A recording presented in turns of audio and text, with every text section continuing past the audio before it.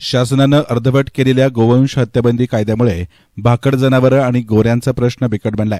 त्यामुळे शिवा आर्मी शेतकरी संघटनेचे अध्यक्ष दत्ता ढगे यांच्या नेतृत्वाखाली संतप्त झालेल्या शेतकऱ्यांनी संगमनेरच्या प्रांताधिकारी कार्यालयावर जर्सी गोरे आणि भाकड जनावरांसह मोर्चा काढला होता।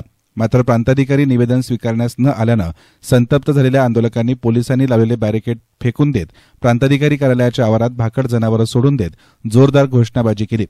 या आंदोलकांना आणि प्रांत कार्यालयाच्या आवारात सोडण्यात आलेल्या जर्सी गोऱ्यांना आवरण्यात पोलिसांच्या नाकी नऊ आले होते। संगमनेर तालुक्यासह राज्यात भाकड जनावरांचा प्रश्न गंभीर बनला असून विशेषतः गोरे सांभाळणे शेतकऱ्यांना अवघड झाले। अर्धवट केलेल्या गोवंश हत्याबंदी कायद्यामुळे भाकड जनावरं आणि जर्सी गोऱ्यांचा प्रश्न गंभीर बनत चाललाय। या प्रकरणी वेळोवेळी निवेदनं देऊनही आणि आंदोलन करूनही शासनानं दखल घेतली नाही, त्यामुळे आम्हाला मोर्चा काढावा लागला, असं आंदोलकांनी म्हटलं। प्रांताधिकाऱ्यांना निवेदन देण्याचा आग्रह शेतकऱ्यांनी धरला। यावेळी पोलिसांनी शेतकऱ्यांना आत जाण्यापासून रोखलं, त्यामुळे संतप्त झालेल्या शेतकऱ्यांनी बॅरिकेड फेकून देत आत प्रवेश केला। त्यामुळे पोलिसांनी प्रांताधिकारी कार्यालयाचा दरवाजा बंद करत तेथे बंदोबस्त वाढवून शेतकऱ्यांना रोखलं। प्रांताधिकारी अरुण उंडे यांनी निवेदन स्वीकारण्यासाठी यावं अशी मागणी यावेळी आंदोलकांनी केली, मात्र ते कार्यालयात उपस्थित नसल्याचं समजताच त्यांच्याविरुद्ध जोरदार घोषणाबाजी केली। शेवटी प्रांताधिकारी कार्यालयाचे नायब तहसीलदार माळवे यांना निवेदन देण्यात आलं। मुख्य मागणी हीच आहे की आता हे जे गोरे आहेत संगमनेर सारख्या तालुक्यात 5000 गोरे जन्माला येतात दर महिन्याला। 5000 गोरे जर जन्माला आले तर तुम्ही सांगा यांचं करणार काय शेतकरी? आणि दुधाची जी अर्थव्यवस्था आहे ती सगळी विस्कळीत होते। याच्यामुळे संगमनेर सारख्या तालुक्यात दर रोज एक 8 ते 10 लाख लिटर दूध उत्पादन होतं। त्या 8 ते 10 लाख लिटरचे आजच्या बाजारभावाप्रमाणे 3.5 कोटीच्या आसपास दररोज होतात। 100 कोटीपेक्षा जास्त रुपये दर महिन्याला संगमनेरच्या बाजारपेठेत दुधाच्या माध्यमातून फिरतात आणि वर्षाला 1000 कोटीचा व्यवहार आहे हा सगळा नुसत्या रॉ मिल्कचा, जे शेतकऱ्याच्या हातात येतात आणि तिथून बाजारपेठेत येतात। आणि त्याच्यावरती ही बाजारपेठ फळलेली फुललेली सगळी जी दिसते, म्हणजे जिल्ह्यापेक्षा तालुका मोठा अशी संगमनेरची स्थिती आहे। तर ती सगळी ह्या दुधाच्या धंद्यामुळे आणि त्यात हा धंदा जर संपला तर आज जी संपन्नता दिसते इथली ही संपून इथं बकालता येईल।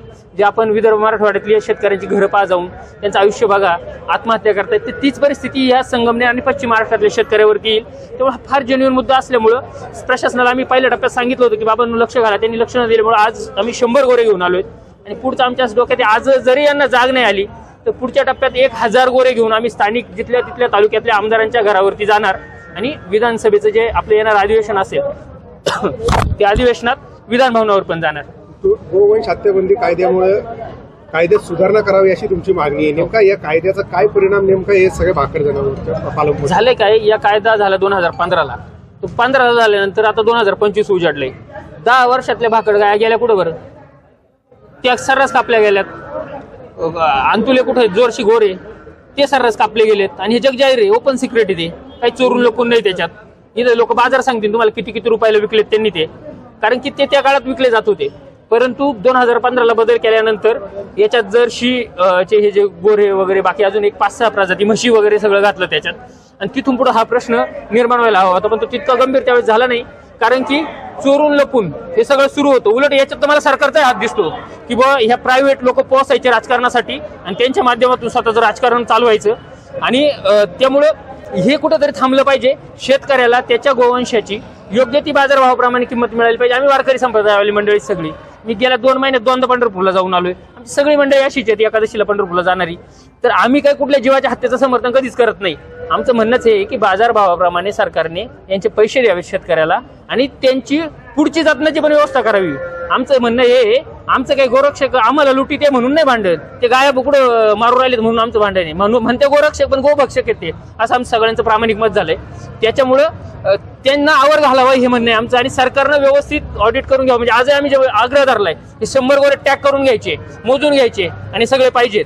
परत आम्ही पाहायला येणार, जसे आम्ही मागचे 11 गोरे आज विचारतोय कुठे नाही आहेत, यांच्याकडे 4च आहेत, उरलेले कुठे आहेत? आम्ही म्हणतो करा आता गोवंश हत्याबंदी कायद्यानुसार गुन्हे दाखल, प्रशासनावरच करायला लागतील, आता या अधिकाऱ्यांनाच करायला लागतील। काय केलं यांनी ते गोरे किंवा यांनी ज्या गोशाळेत नेले म्हणतात त्या गोशाळा चालकावर करावे लागतील, नगरपालिकेने तिच्या ताब्यात ठेवले असतील त्यांच्यावर करावं लागतील।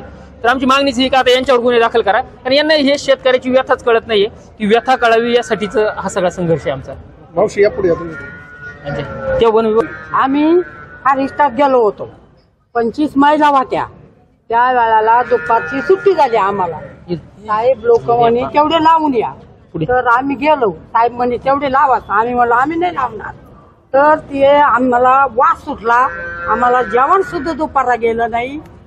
चक्कर आले आमच्या बायला एका, ती पडली. तर आम्ही उठवली, तिला गोळी दिली, ती तयार झाली. पुन्हा सवसांची झाडं लावाय सुद्धा केली ती आम्ही. काय निदर्शन काय पाहिलं तुम्ही? आम्ही गोरी मध्ये असे खुंगळीला टाके.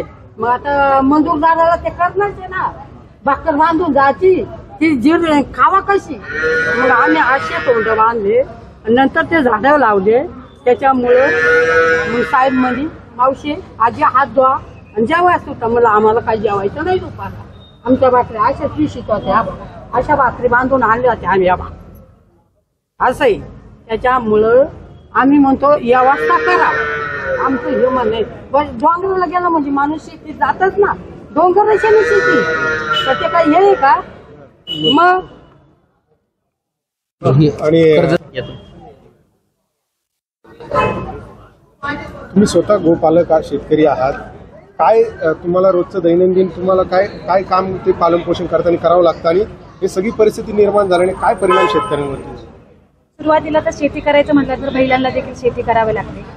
खुरपण्यापासून असू द्या, नांदणीपर्यंत असू द्या, कोणतेही काम असू द्या, शेताला महिलांना शेती ही करावीच लागते. असं नाही का महिला म्हणजे घरातलं काम करण्यासाठी आहे, तर त्यांना शेती व्यवसाय देखील करावा लागतो. त्यानंतर जो आहे दुसरा व्यवसाय जो आहे त्याला जोडून जो धंदा आपण करतो, दूध व्यवसाय जो आहे, दूध व्यवसाय हा आपल्याला करणं खूप गरजेचं झालेलं आहे. कारण शेतीवरती तुम्ही बघितलेलं आहे, शेतीचा मालाचा भाव भेटत नाही. शेताला जे लागणारी खतं आहेत त्यांचे बाजार वाढत चाललेला आहे, शेतीमालाचा मात्र बाजारभाव कमी होत चाललेला आहे. त्याचप्रमाणे दुधाचा देखील तसंच झालेला आहे. दुधाचा बाजार मात्र कमी होत चाललेला आहे, पण त्यासाठी लागणारे गायांसाठी लागणारे खाद्य मात्र त्याचे भाव वाढत चाललेला आहे. तर शेण फक्त आपल्या महिलांच्या म्हणजे शेतकऱ्याच्या ताब्यात पडतो. आणि जोपर्यंत जेव्हा गायांच्या धारा काढण्यापासून संध्याकाळी चारा टाकण्यापर्यंत, म्हणजे गाया जोपर्यंत व्यवस्थित होत नाही, त्यांचे पोट व्यवस्थित भरत नाही, तोपर्यंत घरात मात्र महिला लक्ष देत नाही. कारण की घरात जर लक्ष द्यायचं म्हटलं तर गाया खूप मोठ्याने हंबरतात. आपण तरी सांगू शकतो, पण त्या मुख्य जनावर आपल्याला नाही सांगू शकत, पण ओरडतात ना तरी. तर ते ओरडत असताना तेव्हा जे त्यांचे जे वेदना आहेत ते आपल्याला कळतात. आणि त्या वेदना ज्या आहेत ना सर, त्याची खूप गरज आहे, त्याची काळजी घेणं खूप गरजेचं आहे. कारण की आता सरांनी म्हणजे जो कायदा आलेला आहे आपल्याला, आपण म्हणत नाही तो कायद्यात तुम्ही चुकीचा केलेला आहे, पण त्या कायद्यात सुधारणा करणं, कोणत्याही गोष्टीचा कायदा करताना आम्ही छोटे विचार करणारे व्यक्ती आहोत. आम्ही तुमच्यासारखे महान विचार करणारे व्यक्ती नाही. परंतु आम्हाला जेवढं सुचतं की एखादा कायदा जर केला तर त्याच्या पाठीमागे उपाययोजना देखील केल्या जातात. तर तुम्ही याचा विचार केला का? जेव्हा कायदा करताना तुम्ही शेतकऱ्याचं काय नुकसान होणार आहे याच्यावरती कधी तुम्ही चर्चा केलीत का? तर त्या संदर्भात चर्चा करावं. कारण महिला म्हणून आम्ही जेव्हा दुधाच्या धारा करतो, दुधाचा बाजार घेतला तर दुधाचा बाजार परवडत नाही, दवाखान्याचा मात्र खर्च अनेक असतो. आणि मग ह्या जनावरांचं करायचं काय, ह्या विषयावरती खूप मोठा प्रश्न आहे सर. त्याच्यामुळे सरकारला विनंती आहे की तुम्ही या प्रश्नावरती खरंच सर आम्हाला विचार करून त्याच्यावरती निर्णय घ्या. आम्ही तुम्ही विचारलं होता की बा गोवंश 2015च्या कायद्यात बदल केला पाहिजे का? मी तर तमाम शेतकऱ्याच्या वतीनं विनंती करतो की 2015च्या गोवंश कायद्यामध्ये बदल केला पाहिजे, निश्चित बदल केला पाहिजे.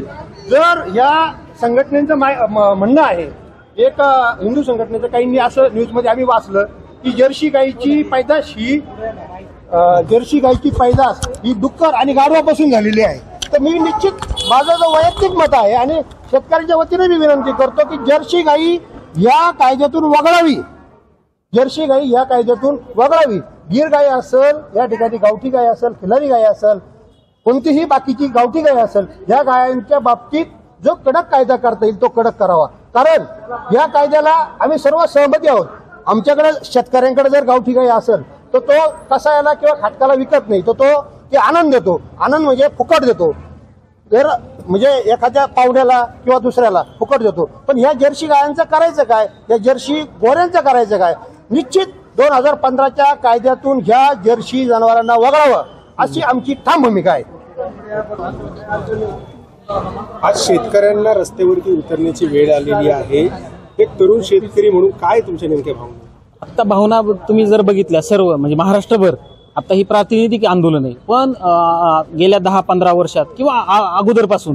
पण मूळ मुद्दा असा आहे की आतापर्यंत प्रत्येक प्रश्नावर शेतकऱ्यांनी एका हातात त्याची दुधाची किटली घ्यायची, एका हातात झेंडा घ्यायचा. रोज आंदोलन आहेत.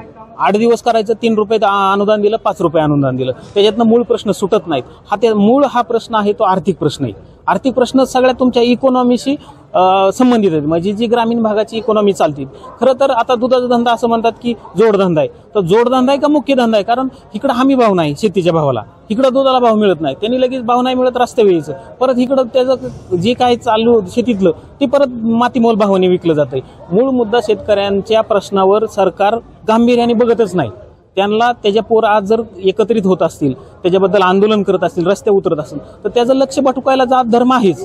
तर मूळ मुद्दा असा आहे की शेतीच्या इकॉनॉमिक प्रश्नावर लक्ष त्याचं जाऊ नये, त्याच्यासाठी हे सगळं चाललंय. आणि जर तुम्ही म्हणता गोरक्षक आणि त्यांना तर कायदा करायचा नाही तुम्हाला, तर बसवा सगळे समोर, सरकारने बसवावा, शेतकरी संघटनाचे प्रतिनिधी घ्या, ह्यांचे घ्या, गोरक्षकांचे, आणि काय प्रश्न येतात, शेतीचे किती प्रश्न तुम्हाला माहिती, सरकारला किती माहिती, आणि शेतकऱ्याच्या प्रतिनिधींना फोन लावजे चर्चा, नंतर कायदा करा ना. एक अंगी कायदा करणार तुम्ही, म्हणजे जे म्हणतात ना सोप्यावर बसून वाप्यात काय चाललंय ह्याची चर्चा, असं नाही होणार. ते तुम्ही इथले जगण्या मरण्याच्या प्रश्नावर ज्याच्यासाठी कायदा केला त्याला घेतलंय का सोबत, त्याच्याशी चर्चा केली का, हे मूळ मुद्दा आहे. आणि जर शेतकरी हिंदू नाही तर कोणीच हिंदू नसणार आहे.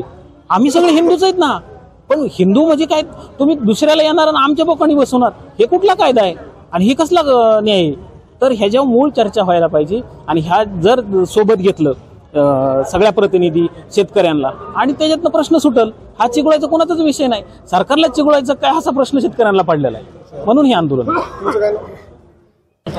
नमस्ते. सर्वप्रथम सर्व पत्रकार बंधूंना माझा सस्नीय नमस्कार. खरं तर सर्व महिलांची प्रतिनिधी म्हणून मी आज इथं आले. गावागावात आमचं काम चालतं आणि स्त्रीची जी लढाई आहे ती वर्षानुवर्ष, शतकानुशतकं आणि पिढ्यानुपिढ्या चालू आहे. आज या शेतकऱ्यांचा जो तळमळीचा प्रश्न आहे तो मी पत्रकार बंधूंना विनंती करते की त्यांनी राज्याच्या, देशाच्या किंवा मग जगाच्या कोपऱ्यात पोहोचवण्याचा प्रयत्न करावा. कारण हा प्रश्न खूप अत्यंत काय म्हणू आपण त्याला, खूप जवळकीचा आणि महत्त्वाचा प्रश्न, जिव्हाळ्याचा प्रश्न आहे.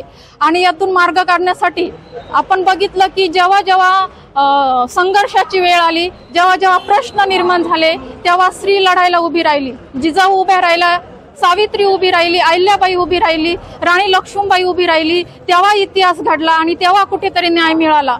आज शेतकऱ्यांना जर न्याय मिळाला नाही तर मी सर्व महिला भगिनींच्या वतीने सांगते की आम्ही सर्व आंदोलनामध्ये उतरू आणि एक इतिहास घडवू की जेणेकरून हे हजारो वर्षापूर्वीचे किंवा अनेक वर्षापासूनचे जे आमचे प्रश्न विलंबित आहे ते मार्गी लागण्याचा प्रयत्न आम्ही करण्याचा प्रयत्न करू. आणि एक इतिहास आम्ही स्त्रिया, दत्तभाऊनी मागाशी सांगितलं की यानंतर जर आमचे प्रश्न सुटले नाही तर आम्ही विधान भवनावर जाऊ. विधान भवनावर जाताना पुरुषांपेक्षा जास्त संख्या ही महिलांची असेल याची मी सर्व महिला प्रतिनिधींच्या वतीने ग्वाही देते. धन्यवाद. यस्तान मीडियासाठी प्रतिनिधी गोरक्ष नेहे, संगमनेर.